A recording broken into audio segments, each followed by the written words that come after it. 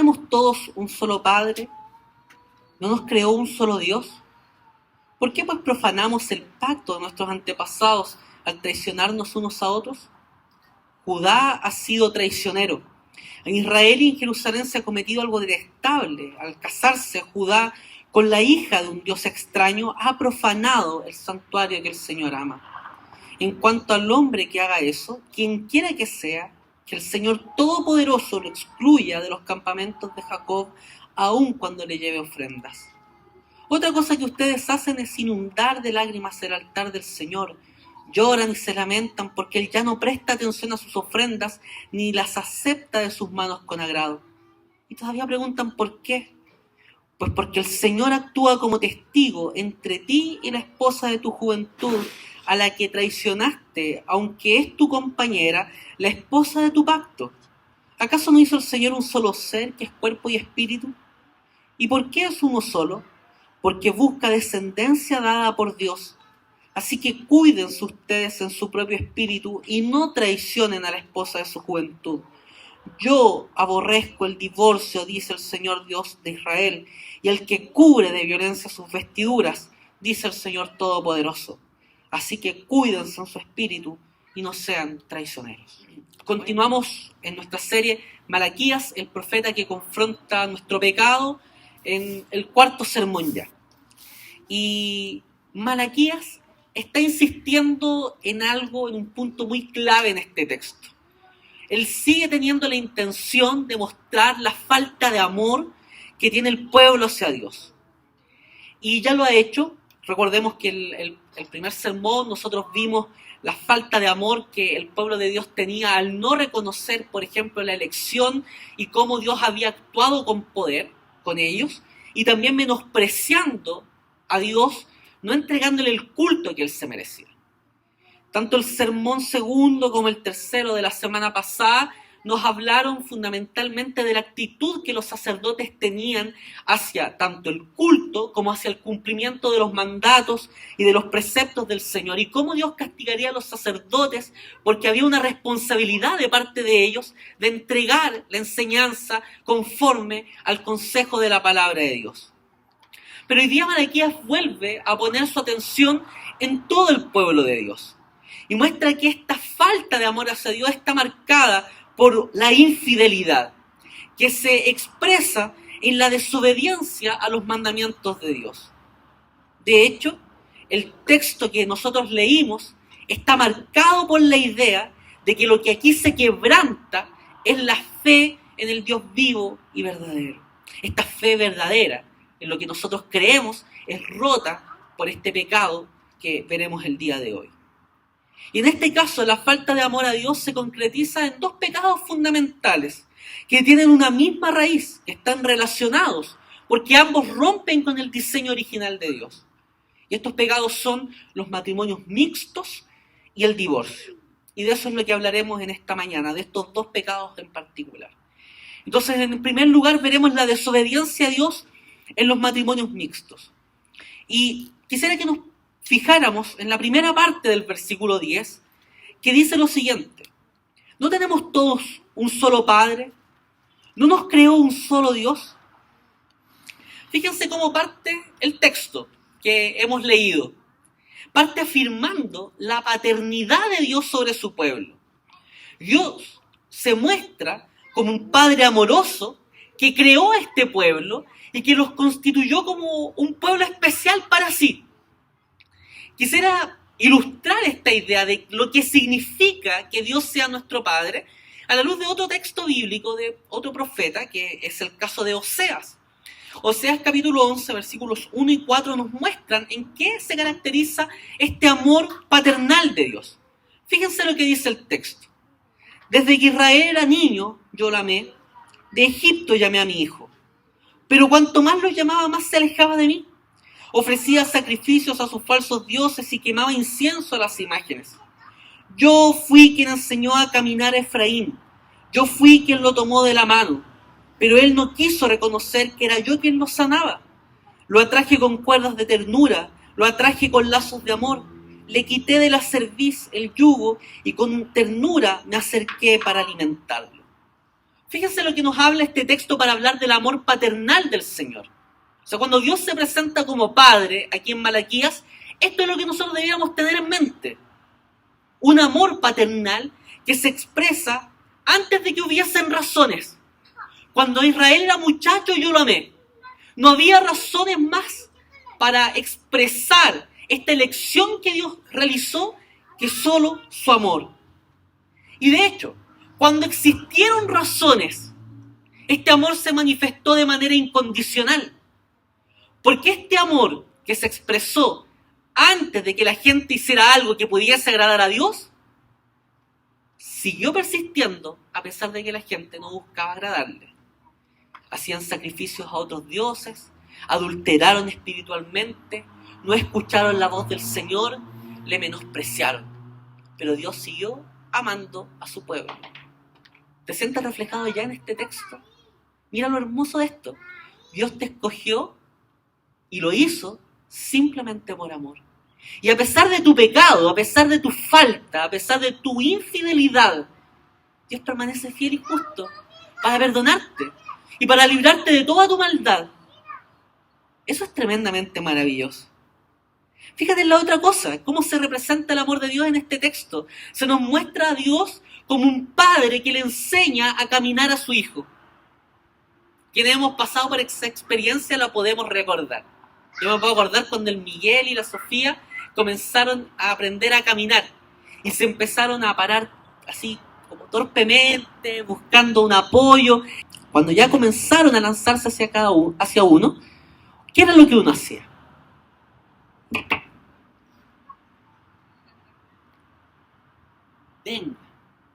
Venga, mijito. ¿Y qué es lo que hace el niño? Se acerca a uno, ¿cierto? ¿Qué pasaba? Que si había algo que distraía al niño de su camino, lo que ocurría es que podía caerse fácilmente porque perdía el punto de mira. ¿Qué es lo que hace uno como papá cuando el hijo se cae? Va, lo levanta, lo zamarrea y le dice: ¡qué torpe eres! ¿Cómo no sabes caminar? ¿Cómo te caíste en el camino? ¿Qué es lo que uno hace? Lo toma en brazos. Hijo, no importa, tranquilo. Uno lo pone de pie, lo toma de la mano y le dice: demos otro pasito más, demos otro pasito más, demos otro pasito más. Yo quiero decirte algo. No importa que lleves un año en la iglesia, en el Evangelio, 2, 3, 10, 20, 30, 40 años. Si tú has caído, has fallado, has apartado la mirada del Señor y eso te distrajo y te caíste, Dios Padre está al lado tuyo diciéndote: demos otro pasito más, aprendamos a caminar de nuevo. Ese amor radical de Dios no se compara con absolutamente nadie. Porque ¿qué es lo que nosotros decimos? El que me la hace, me la paga. Una vez, a la otra no la perdono. Dios no es así con nosotros. Dios nos enseña continuamente a caminar. Por eso es que la predicación del Evangelio tiene que ser cotidiana. La predicación del Evangelio no es el ABC del cristianismo, no es el inicio de la vida cristiana. La predicación del Evangelio es para toda la vida cristiana. Todos los días debemos ver nuestra necesidad como pecadores del amor y de la gracia de este Dios santo y justo y misericordioso. Tal es su amor que Él procura la sanidad de su Hijo. Sanidad que este Hijo no reconoce porque es Dios quien nos restaura. Y además de eso, pone otra figura de este amor que excede la figura del amor paternal, que es la figura de este amo que cuida a su animal. Fíjense que gran parte del mundo agrícola, ganadero, de la cultura, lo que había hecho en el contexto de Oseas era experimentar de tal manera que los animales de trabajo, de tiro, de estos animales que van cargando las herramientas para los surcos, lo que se hacía es que el animal no dejara de trabajar en el momento en que comía.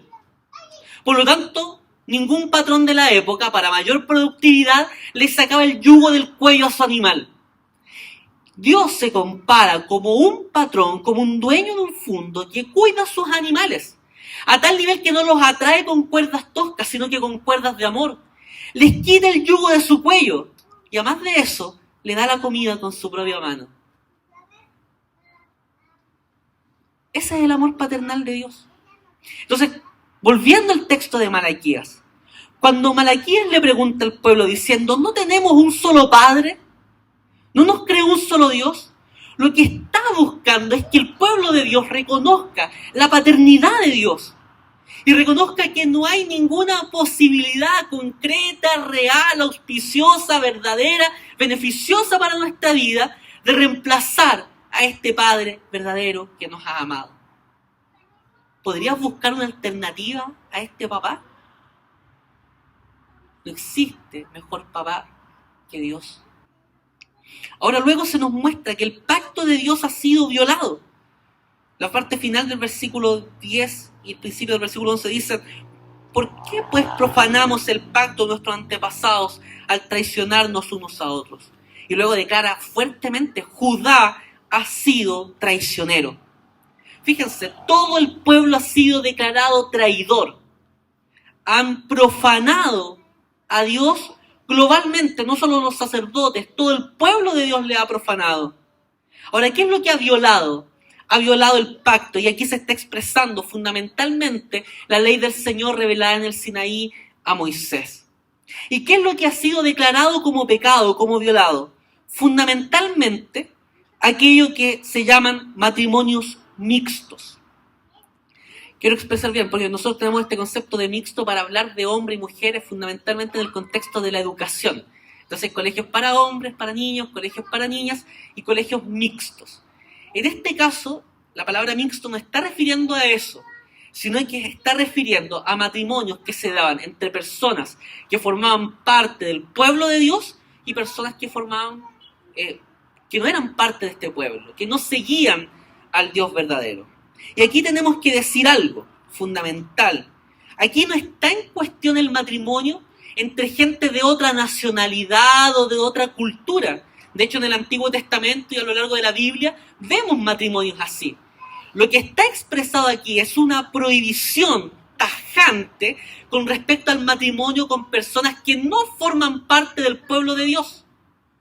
O sea, el caso de Ezequiel, de que se casó con una brasileña, no está prohibido por la ley del Señor. Lo que está prohibido acá es el matrimonio con personas que no forman parte de la familia del Señor. Y en el contexto de Malaquías había una lucha constante con respecto a esto. Esto no era solo una lucha por la restauración nacional del pueblo, sino que una restauración de la conciencia y una vuelta a la ley del Señor. En Esdras y Nehemías se pueden ver más detalles de esto, de cómo se luchó contra los matrimonios mixtos. ¿Y por qué había esta preocupación?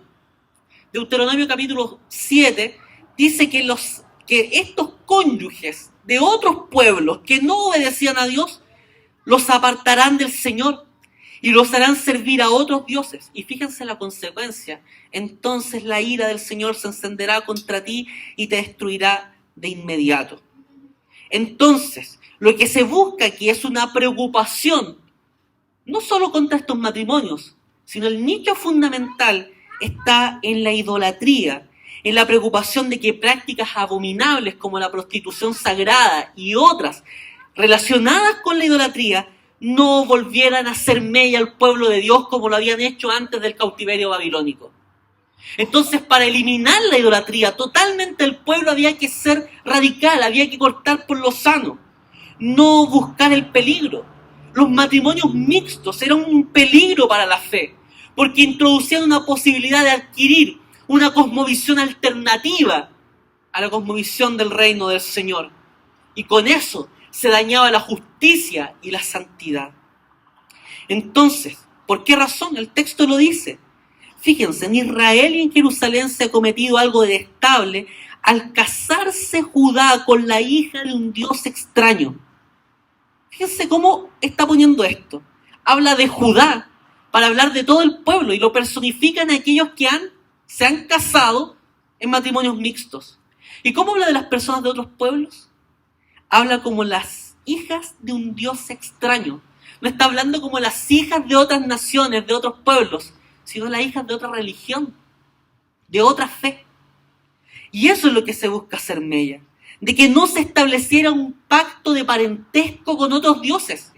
No buscar tener una relación amorosa, pactal con el Dios verdadero y con otros dioses. Es como que el pueblo de Dios tuviese dos esposas o dos padres en este texto. Ahí está la profundidad y la radicalidad de esto. Pero ese no es el corazón del problema. Aquí le hemos expresado el pecado. Pero ¿cuál es el corazón del problema? El corazón del problema está en lo que el texto apela. Habla acerca de la deslealtad del pueblo hacia Dios. Y Dios se muestra bastante consternado con esto. Al nivel que, como dice el texto, al final del versículo 12 dice: quien quiera que sea, que el Señor Todopoderoso lo excluya de los campamentos de Jacob, aun cuando lleve ofrendas. Esta palabra de que habla de los campamentos de Jacob es un símbolo de la comunidad. Y aquí hay dos cosas importantes a decir respecto de esto. Apartarse de Dios lleva a la práctica de desobedecer a la ley del Señor. Nosotros consideramos pecado, por ejemplo, cuando mentimos. Pero tu pecado no comienza cuando mientes. Tu pecado no comienza cuando eres chismoso. Tu pecado no comienza cuando calumnias a tu prójimo. Tu pecado ni mi pecado comienzan cuando adulteramos papeles para obtener algunos beneficios en términos laborales. Tu pecado no comienza cuando no guardas, por ejemplo, el día del Señor. Tu pecado no comienza cuando codicias. ¿Sabes dónde comienza tu pecado? Cuando apartas la mirada del Señor. Ahí está la raíz de todo pecado. Cuando crees que Dios no es el Señor de tu vida, sino que tú eres el Señor de tu vida.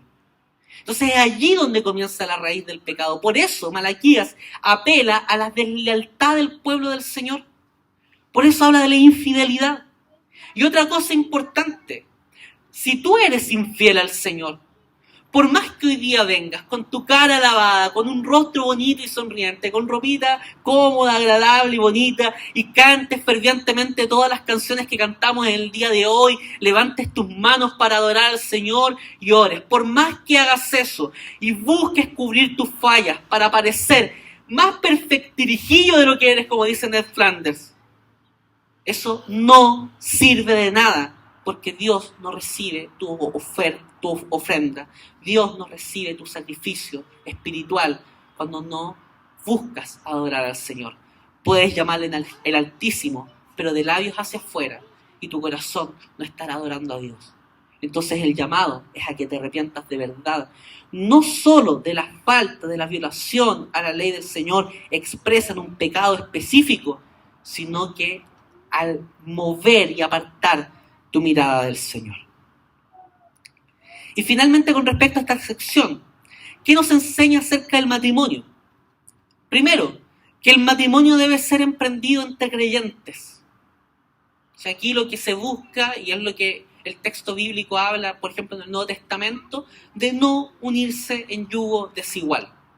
Y uno pudiera poner una serie de ejemplos y casos que uno ha conocido de personas que se han casado en yugo desigual y que eso ha resultado, y uno podría decir, bueno, le resultó a él, ¿por qué no me podría resultar a mí?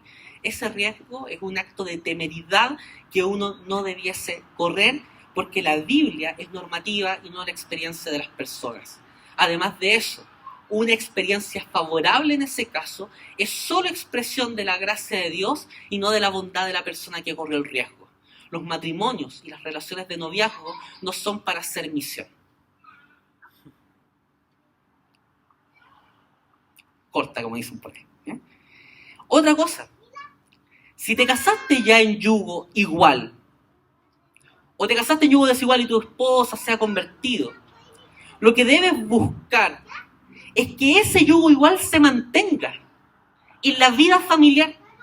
Y para eso necesitamos que toda la familia, que el matrimonio junto esté consagrado al servicio del Señor.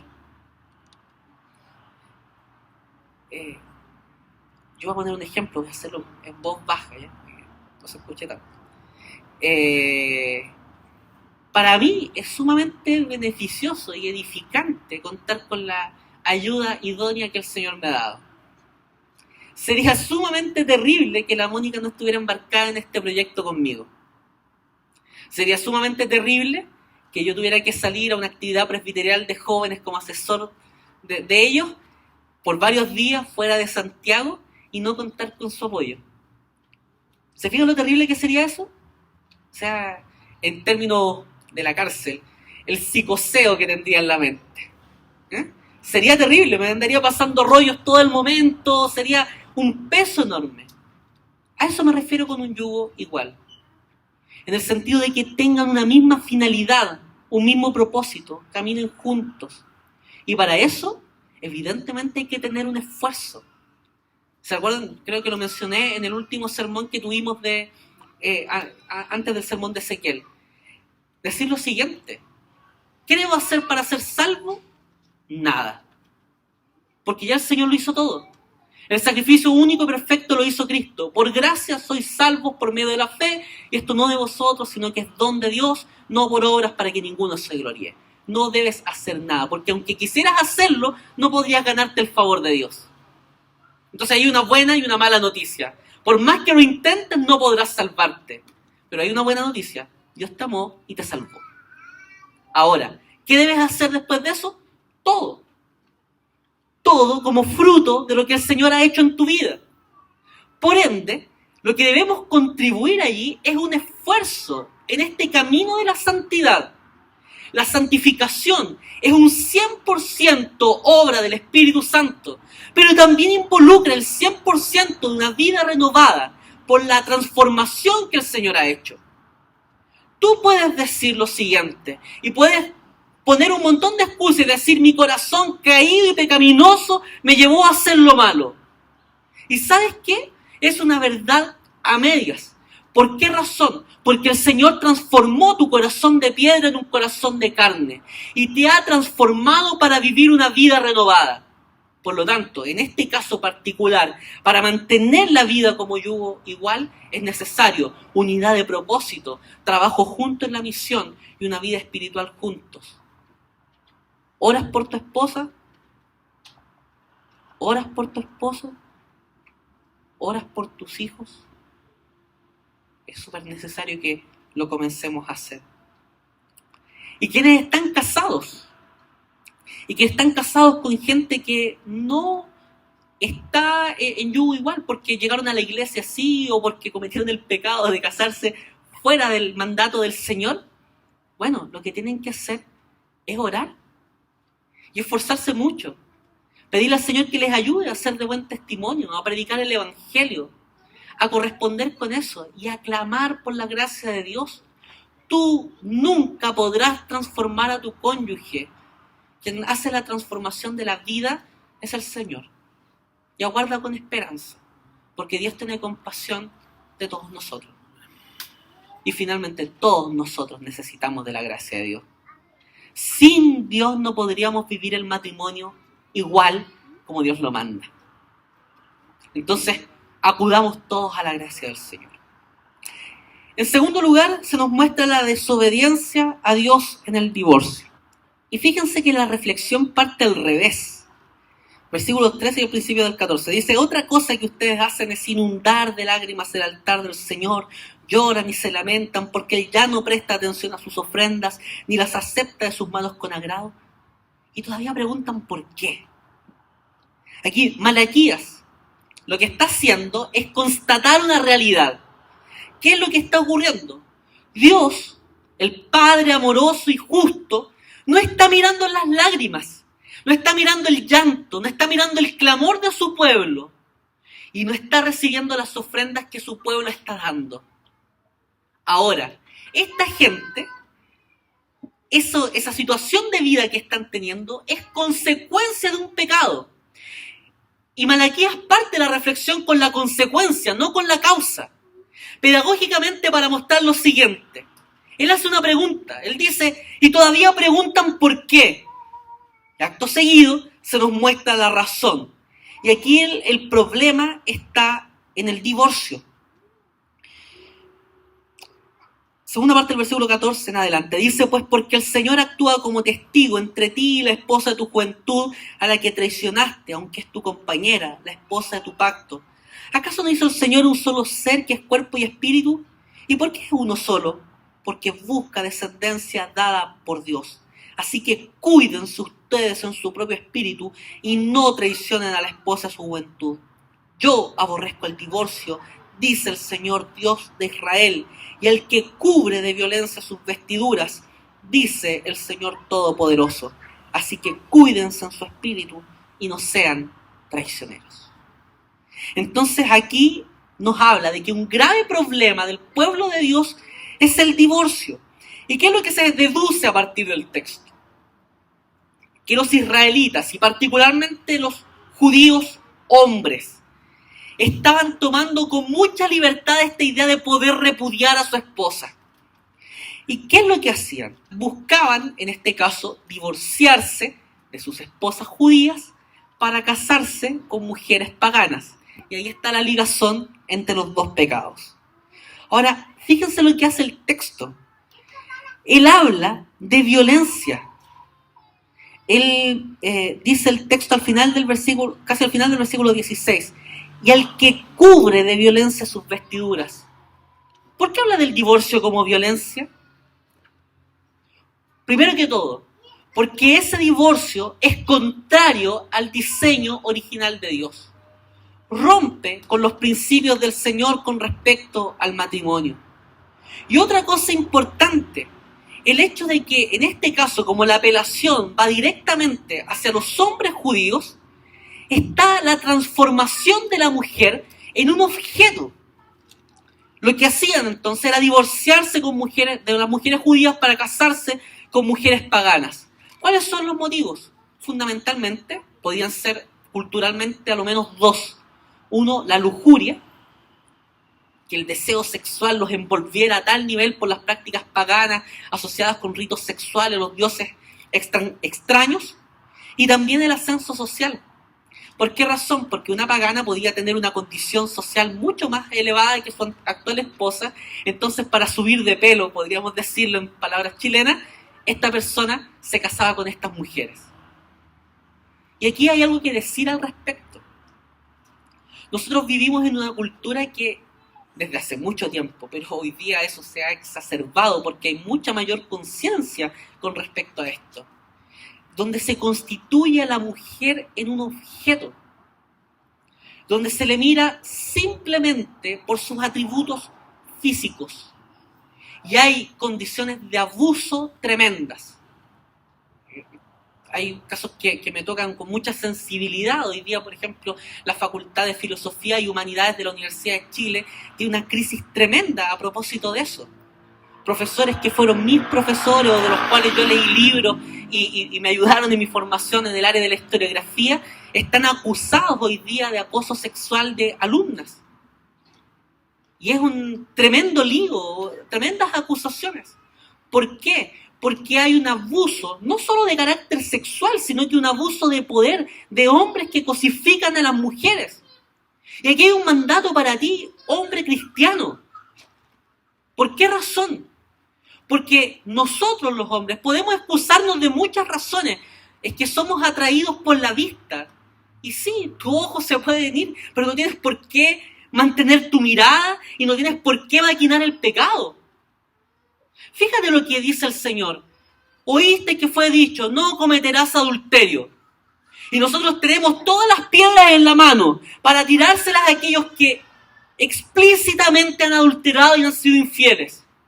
Pero el Señor eleva la vara diciendo, pero yo os digo, cualquiera que haya codiciado a una mujer en su corazón ya ha adulterado con ella.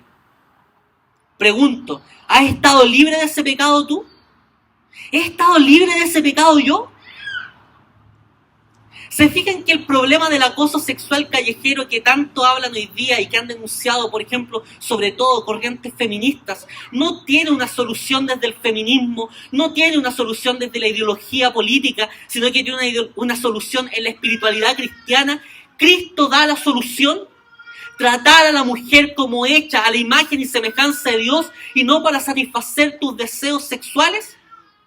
Eres un hombre creado a imagen y semejanza de Dios. Y debes diferenciarte entonces de aquellos seres vivos que responden solo a sus instintos. Porque la existencia de los deseos no implica su satisfacción. Yo podría tener ganas de comer los queques que están atrás, en este momento. Y podría irme ahora, dejar el sermón acá, y irme a comer los queques y después volver. ¿Y qué les digo? No, hermano, tenía hambre. Justifica que yo pare esto porque tuve el deseo. ¿Se fija que no cuadra eso? Puedo tener ese deseo, se ven ricos, pero la existencia de ese deseo no implica que yo lo satisfaga de manera inmediata, ni siquiera que lo satisfaga, porque puedo abstenerme de comer, porque de hecho no estoy comiendo masas. ¿Se fija? Bueno, pasa aquí. Somos tentados múltiplemente.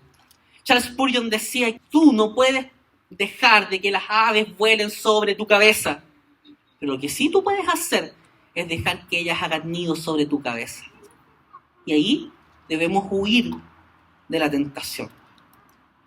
Ahora, cosa importante también, el centro de la discusión está en los hombres, no solo porque solo ellos puedan ser infieles, no porque solo nosotros podamos ser infieles. Las mujeres también pueden serlo, y lo han sido.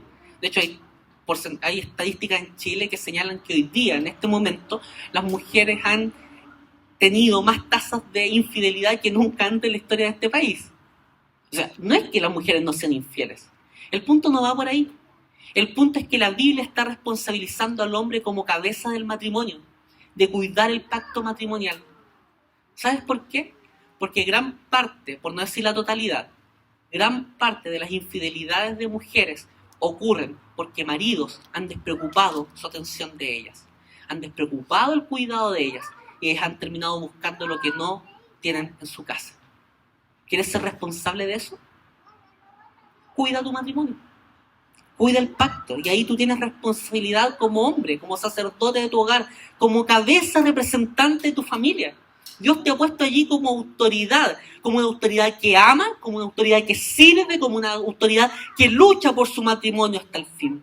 El divorcio, en este texto también es tratado como una mancha que es arrojada a la ropa, una mancha de sangre, por ejemplo, que mancha la ropa.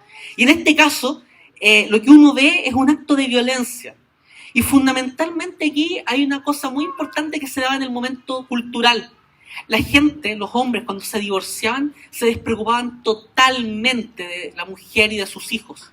Por lo tanto, generaban allí una situación de dificultad, de apremio, de esclavitud, de oprobio de la mujer y de sus hijos. Entonces lo que Dios busca aquí es que si Dios ha tratado con amor a su pueblo también actúe con amor en relación a sus semejantes. Ahora, un paréntesis breve con respecto al divorcio, porque uno también pastoralmente tiene que velar por la realidad, porque Dios también mira la realidad. El matrimonio fue diseñado para durar para siempre. Cuando uno rompe el matrimonio, comete pecado. Eso debemos tenerlo sumamente claro, porque la raíz del divorcio siempre es la dureza del corazón. La dureza del corazón de aquel que causa el divorcio, como la dureza del corazón de aquel que no quiere perdonar. Pero efectivamente, la Biblia presenta a lo menos 2 casos en los cuales el divorcio es algo legítimo, una salida que uno no debiera o no quisiera conseguir, no quisiera realizar, pero que la realidad determina que eso acontezca, y también da principios bíblicos para una tercera razón. ¿Cuáles son estas? La fornicación. Jesús en Mateo capítulo 19 pone el caso de la fornicación. Nosotros pensamos fornicación, relaciones sexuales antes del matrimonio, pero la palabra griega allí ocupada habla de todo tipo de inmoralidad sexual, antes, fuera del matrimonio y dentro del matrimonio. Así que para que se tenga claro, esas son razones legítimas para, en este caso, el divorcio. Otra, un cónyuge incrédulo que no quiera dejar servir al Señor a uno. ¿Sí? Por ejemplo, si yo me casé con la Mónica, ella, en este caso, y varios de ustedes lo saben, ella no era creyente, Si ella no hubiese dejado la posibilidad de que yo sirviera al Señor, según el apóstol Pablo en 1 Corintios capítulo 7, yo no nací para estar en esclavitud y puedo separarme. Y en tercer lugar, y ahí están los principios, no aparece expresado en la Biblia, probablemente porque no haya sido un problema tan complejo de la época, pero están los principios bíblicos para ello, el maltrato intrafamiliar. O sea, cuando una mujer es abusada, violentada, golpeada, maltratada, lo primero que debe hacer esa mujer es salir de su hogar y denunciar a ese hombre. Y pastoralmente, si eso aconteciera en esta iglesia, yo tengo la obligación de decirle a esa mujer que salga de su casa porque está corriendo en riesgo su vida. Aviso de inmediato qué es lo que voy a hacer en caso de que eso ocurra, para que no se lleven sorpresas. ¿Ya? Eso es, bíblicamente eso es así. Vamos a profundizar un poco más en la serie de familias acerca de crisis dentro de la familia. Vamos a tener un sermón específico este año acerca del divorcio, donde vamos a aclarar muchas más dudas con respecto. No quiero alargarme tanto en este tema, solo fue a modo de paréntesis también para dejar una tranquilidad en el corazón de algunos que han vivido situaciones muy complejas de vida y que el Señor les da esperanza. Porque si tú has pecado y has tenido esperanza, ¿por qué este que ha pecado no puede tener esperanza? Si tú has pecado y has vuelto a comenzar de nuevo, ¿por qué este otro no puede comenzar de nuevo? ¿Acaso Dios tiene el poder para hacer nuevas todas las cosas? En algunos casos y no en otros. Si predicamos al Dios de toda gracia, prediquémoslo completamente. Ahora, ¿qué nos enseña este texto respecto al matrimonio? Fíjense, esto es muy bonito. Porque al igual que en el texto de Mateo 19 que veíamos acerca del matrimonio y del diseño original, que era un texto que hablaba acerca del divorcio, este texto que habla del divorcio presenta una serie de principios respecto al matrimonio. Dios fija su postura aquí respecto a él. El versículo 13, por ejemplo, nos habla de que la voluntad de Dios es que el matrimonio se mantenga unido hasta el fin, de que el matrimonio sea indisoluble, que nada quiebre el matrimonio. El versículo 14 nos muestra que el matrimonio es una relación de pacto. Y aquí yo quiero decir algo. Hay relaciones de pacto y relaciones de consumo. Por ejemplo, a mí me gustaba mucho un restaurante peruano del centro de Santiago. No voy a decir su nombre porque el video va a estar puesto ahí y no quiero hacer mala publicidad porque la gente también puede resarcirse, pueden haber cambiado al chef, a los garzones y todo. Hay un restaurante peruano muy rico, muy barato y que era como el lugar de reunión de los seminaristas ahí en el interludio de las clases. Muy bueno. Pero subieron los precios y cambiaron la calidad de la comida. Yo con ese restaurante no tengo una relación de pacto. Vale decir que si cambiaron la calidad de la comida y subieron los precios y ya eso no me agrada, como es una relación de consumo, yo puedo cambiarme de restaurante y puedo ir a otro. ¿Se fijan? En este caso, yo aquí tengo una relación de pacto. Tengo una relación de pacto con mi esposa. No porque ella no me dé lo que yo quiero en un determinado momento. No porque ella esté de mal humor en un determinado día. No porque ella esté enojada en un determinado día. Yo voy a dejar el matrimonio porque no satisface mis expectativas. O como dice ese filósofo raro y pesimista, ¿se nos muere el amor? Ricardo Arjona. Bueno, eso no existe bíblicamente, porque el amor no solo es un sentimiento, bíblicamente el amor es una decisión. Por lo tanto, como es una relación de pacto, todos los días debes decidir amar a tu esposo, amar a tu esposa. No es una relación de consumo. De hecho, aquí el texto no habla de la mujer de tu amor o de la mujer de tu vida, como dice la canción de Camilo VI, sino que habla de la mujer de tu pacto. Ahora, el pacto que hemos tenido no ha sido entre dos personas, sino que entre tres. Es el pacto entre tú y tu esposa, entre tu esposa y tú, pero es un pacto que Dios sostiene. Él es testigo y es garante de ese pacto. Y otra cosa, la fidelidad al pacto de Dios se debe hacer visible en el matrimonio, sobre todo en el matrimonio de las personas que conforman su pueblo. O sea, si queremos ser fieles a Dios, también mantengámonos en fidelidad con nuestras esposas. Versículo 15, aquí hay una apelación al texto de Génesis, donde se habla de un solo ser. una sola carne. El matrimonio fue diseñado para una intimidad radical y para una exclusividad radical. Tú dejas tu casa, padre y madre, y te unes a tu mujer y eres una sola carne. Allí hay exclusividad e intimidad radical, unidad. Pasas a conformar una nueva familia entre esposo y esposa. Y el mismo versículo 15 apela a otra cosa. Habla de una descendencia dada por Dios. El texto literalmente en el hebreo acá expresa la idea de hijos que son semilla de Dios. Las iglesias no solo crecen mediante la evangelización de personas no creyentes.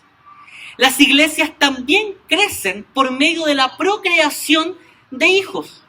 Hijos que no solo son procreados, porque podríamos hablar de la procreación y nosotros no somos del Opus Dei, como que queremos llenar nuestra casa de 9 hijos y todo eso.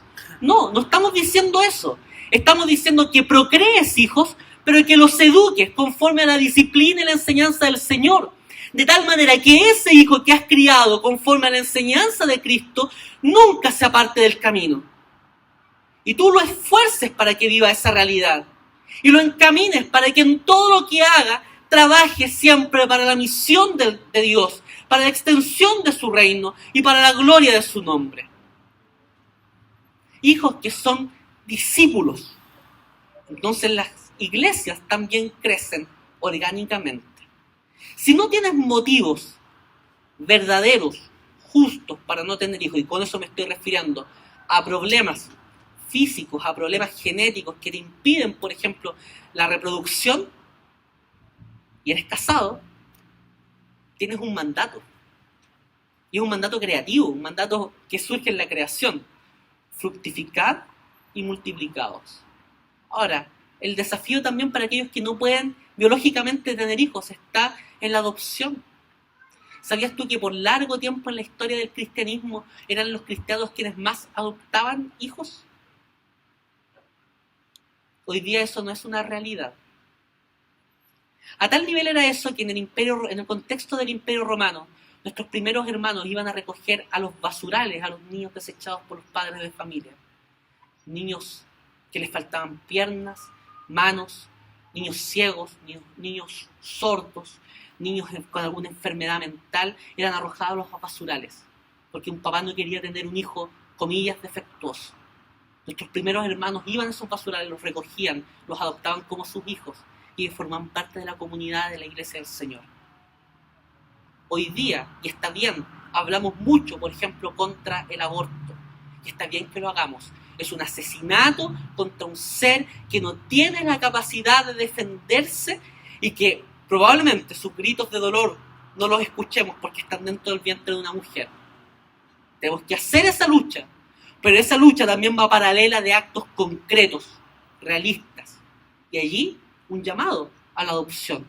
Y si tienes la capacidad de formar alguna organización no gubernamental que se dedique desde el cristianismo evangélico a la lucha contra el aborto, buscando, por ejemplo, políticas de adopción, hazlo si tienes las herramientas. Si conoces a alguien que tiene las capacidades y habilidades y que es cristiano, dale esa idea, impúlsalo para hacerlo. Criticamos tanto a los católicos romanos por su idolatría, pero ellos nos llevan años luz en esa política.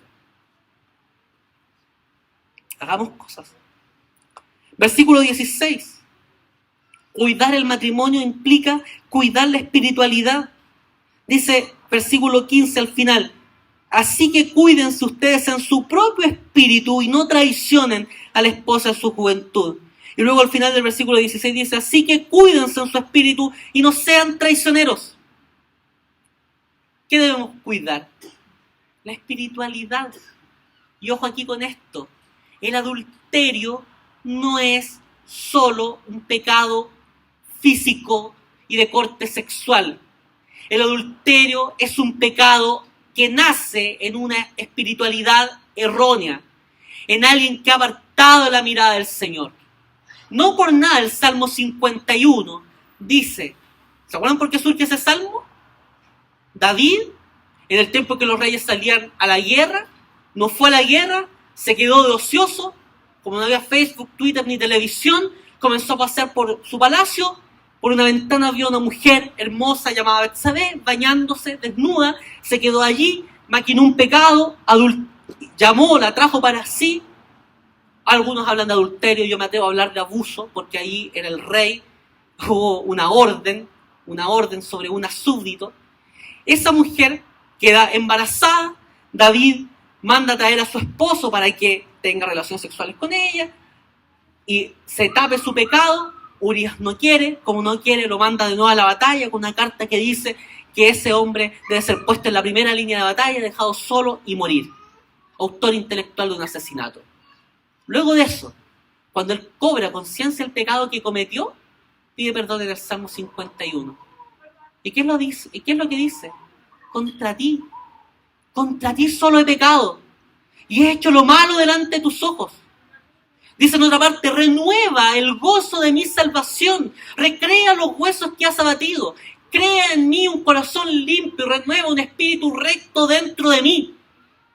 Si quieres luchar contra la tentación, no solo debes dejar y romper el lazo que te une a eso que te está tentando, sino que debes pujar por la búsqueda intensa del Señor, por una espiritualidad verdadera. El cuerpo y el espíritu no están separados en el ser de uno, forman parte de un solo ser. Por lo tanto, si tu espiritualidad está equivocada, esa espiritualidad te va a llevar a cometer errores profundos. Estoy peleando duramente con una idea que dice que existe una ortodoxia muerta. No existe ortodoxia muerta. Si hay conocimiento bíblico, si hay sana doctrina, esa sana doctrina te conduce por una senda de justicia, no te conduce por el pecado. Y si tú has pecado, esa sana doctrina te lleva al arrepentimiento, no a la justificación, no al encubrimiento de tu pecado, no al perdón, pero cometí tal cosa, eso me llevó a caer, eso me llevó a fallar. Cuida tu espiritualidad, busca la santidad.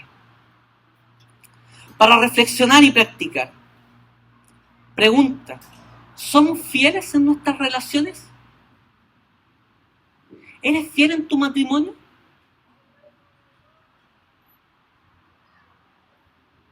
El pueblo de Dios ha de ser justo, tanto en el culto y en la relación con Dios, como veíamos en las secciones anteriores, en los 3 sermones anteriores. Y la fidelidad en el matrimonio es una manifestación de eso. Cuando tú adoras a Dios y presentas los sacrificios espirituales que Dios te manda, uno de los resultados es que eres fiel en tu matrimonio. Matthew Henry decía que las conductas perversas son el producto natural de principios perversos. Los pecados no nacen por el hecho de que Satanás, el diablo, te puso la cola y te caíste, o te hizo una zancadilla y te hizo tropezar y te va poniendo trampas en el camino. Santiago capítulo 1 dice que el pecado nace de tus propias concupiscencias, de tus propios malos deseos de tu corazón. Si tú has torcido la enseñanza de la palabra de Dios y has dejado de tener a la Biblia como única y suficiente regla de fe y de práctica, y eso no solo como un principio teológico, sino como un principio de vida, y has dejado de tener a Dios como el Señor de tu vida, eso te va a llevar a pecar y a desobedecer a la ley y a los mandatos del Señor. Otra cosa importante, que la calidad de nuestra relación con Dios no será nunca mejor si no es mejor también en relación a nuestro prójimo. Juan, en su primera carta, en el capítulo 4, dice que si alguien afirma, yo amo a Dios, pero odia a su hermano, es un mentiroso. Pues el que no ama a su hermano, a quien ha visto, no puede amar a Dios a quien no ha visto. Y Él nos ha dado este mandamiento, el que ama a Dios, ame también a su hermano. Si tu relación matrimonial camina mal, si tu relación matrimonial está en crisis, si tu relación matrimonial has cometido pecados de los cuales no has pedido perdón y con los cuales no te has reconciliado, cree lo que dice la palabra del Señor. El Señor no está escuchando tu oración, no está recibiendo tu sacrificio. Es lo que dijo Jesús. Antes de que presentes una ofrenda en el altar, ve y reconcíliate con tu hermano. Es el momento oportuno para que pidas perdón. Pedir perdón no te hace menos hombre, no te hace menos mujer, no te hace menos valiente, no te hace menos coherente. Pedir perdón es parte de la vida y de la radicalidad del cristianismo. Arrepiéntete, pide perdón Reconcílate con tu esposo y con tu esposa y caminen juntos por la vida que Dios ha tratado. Todo esto nos pone un desafío tremendo. ¿Cuánto necesitamos de la gracia entonces? Necesitamos de la gracia para sanar nuestra comprensión del matrimonio y acudir a la Biblia para entender lo que eso significa. Necesitamos la gracia para restaurar nuestras expectativas de tener un cónyuge, un marido o una esposa perfecto y que podemos conocer a la perfección. Eso no existe. No existe el príncipe azul, no existe la media naranja, no existe el esposo ni la esposa perfecta, porque tú y yo somos pecadores. Y por otro lado, jamás conocerás totalmente a tu esposo y a tu esposa. Por lo tanto, siempre tienes que amar a una persona desconocida y aprender a conocer a tu esposa y a tu esposa en la relación matrimonial. No estoy diciendo nada que usted no conozca, hermano casado o casada. ¿Acaso no ha sido así? Usted tenía una visión de su esposo, de su esposa antes de casarse que ha cambiado. Espero que haya cambiado para mejor. Pero si no ha ocurrido, es una realidad. Eso ocurre. Usted conoce a su esposo con todas sus características, con las buenas y con las malas. Malas que eran edulcoradas y tapadas cuando usted estaba pololeando. No se haga falsas expectativas, necesitamos de la gracia para romper eso. Porque sin una comprensión de un otro como pecador, nunca voy a poder perdonar y nunca voy a poder ser un instrumento de bendición para mi esposa, ni tú para tu esposo, en el caso de si eres mujer. Y por otro lado, necesitamos de la gracia para solidificar nuestra relación, para huir de la tentación, para mantenernos en fidelidad y en unidad. Necesitamos de la iglesia, de la gracia, para huir de todo aquello que daña el diseño original. Y sobre todo, necesitamos de la gracia para vivir una profunda espiritualidad en el hogar. Yo no quiero hacer preguntas con respecto a esto, pero el llamado es claro, debemos vivir una espiritualidad en el hogar. ¿Necesitas pedir perdón? ¿Necesitas acudir a la gracia hoy? ¿Quieres que te diga algo? Yo sí, necesito pedir perdón.